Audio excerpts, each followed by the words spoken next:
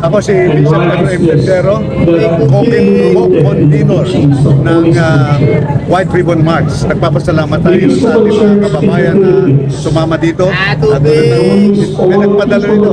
I hate corruption, I love my country.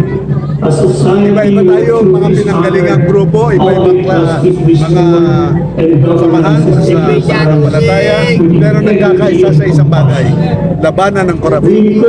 Kaya nga ating panawagan, lahat ng sangkot o lahat ng tiwali at sangkot dahil nanagot. At kasama natin ang Guardians Against Corruption, kasama natin ang mga iba pang mga nagpapahayag na mga sambayanang Pilipino ay namumungong damdamin na pigilan ang korupsyon. Walang dapat etsipwera, walang dapat sinapapras. Ang investigasyon ay talagang gawin para sa lahat. At yung talagang nakitang merong pananagutan ay dapat ilisin at dapat panagutin dahil ang ninanakaw nila ay ang kinabukasan ng ating bayan, kinabukasan ng ating mga apo. Panawagan natin, magsama-sama tayo. Pigilan o ating labanan ng korupsyon, labanan ng kawalan ng pananagutan. Magkaroon tayo ng maayos na pagkakaisa bilang mga Pilipino. Ang sovereignty is on the people. At ang mga tao ay dapat magpahayag ng kalang paninindigan laban sa katiwala.